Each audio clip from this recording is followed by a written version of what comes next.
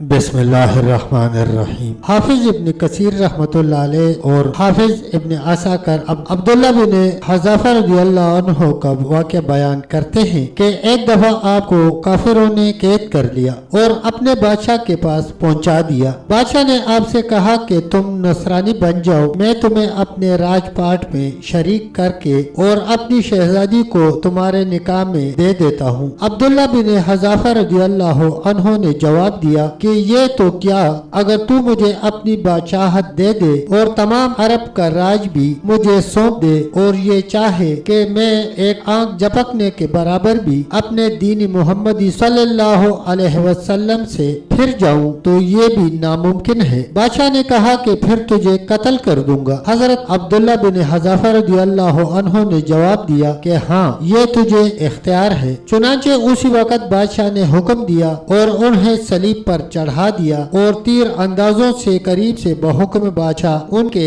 हाथ पांवों और जिस्म को छीनना शुरू कर दिया। बार बार कहा जाता कि अब भी नुसरानियत कबूल कर लो और आप पूरे सब्र व इस्तिक़लाल से फरमाते जाते थे कि हरगिज़ नहीं। आखिर बादशाह ने हुक्म दिया कि इसे सूली से उतार लो और पीतल की बनी हुई देग खूब तपा कर आग बना कर ले आओ। चुनांचे वो पेश कर दी गई। बादशाह ने एक और मुसलमान कैदी की बाबत हुक्म दिया कि इसे इसमें डाल दो। उसी वक्त हजरत अब्दुल्लाह बिन हज़ाफा रज़ियल्लाहु अन्हु की मौजूदगी में आपके देखते हुए उस मुसलमान कैदी को उसमें डाल दिया गया। वो मस्कीन सहाबी उसी वक्त चरमर होकर रह गए। गोश्त वोश्त जल गया और हड्डियां चमकने लगी। फिर बादशाह ने हजरत अब्दुल्लाह रज़ियल्लाहु अन्हु से कहा कि देखो, अब भी वक्त है, बात मान लो और हमारा मजहब कबूल कर लो, वरना इस आग की देग में इस तरह तुम्हें भी डालकर जला दिया जाएगा। आपने फिर भी अपने ईमानी जोश से काम लेकर फरमाया कि नामुमकिन है कि मैं खुदा के दीन को छोड़ दूं।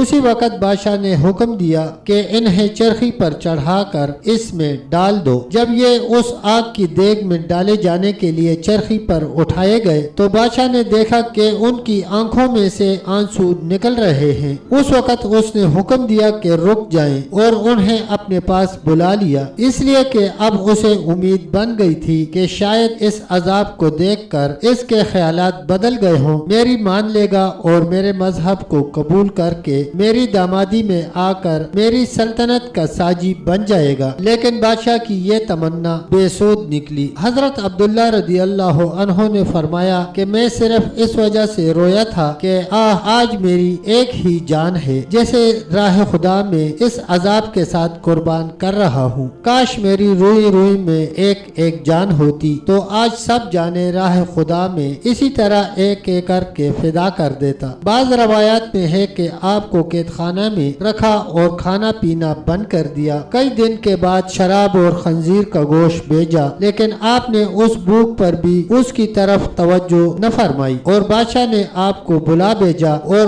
उसे न खाने का सबब दरियाफ्त किया तो आपने जवाब दिया कि इस हालत में मेरे लिए जायज तो हो गया है, लेकिन मैं तुझ जैसे दुश्मन को अपने बारे में खुश होने का मौका भी नहीं देना चाहता। अब बादशाह ने कहा कि अच्छा, तुम मेरे सर का बूसा ले लो तो मैं तुम्हें और तुम्हारे साथ के तमाम कैदियों को रहा कर देता हूँ। आपने उसे कबूल फरमा लिया और उसके सर का बोसा ले लिया और बादशाह ने भी अपना वादा पूरा किया। आप इस तरह से अपने साथियों को छुड़ाने में कामयाब हो गए। अब्दुल्लाह बिन हज़ाफा रज़ियल्लाहु अन्हु यहाँ से आजाद होकर हजरत उमर फारूक रज़ियल्लाहु अन्हु के पास जा पहुँचे तो आपने उन्हें बड़े अदब के साथ मिंबर रसूल सल्लल्लाहु अलैहि वसल्लम पर बिठाया और फरमाया कि अब्दुल्ला रज़ियल्लाहु अन्हु अपना वाक़या हमको सुनाओ। चुनांचे जब आपने शुरू किया तो खलीफतुल मुस्लिमीन यानी हजरत उमर फारूक रज़ियल्लाहु अन्हु की आंखों से आंसू बहने लगे तो आपने फरमाया कि हर मुसलमान पर हक है कि अब्दुल्ला रज़ियल्लाहु अन्हु की पेशानी चूमे और मैं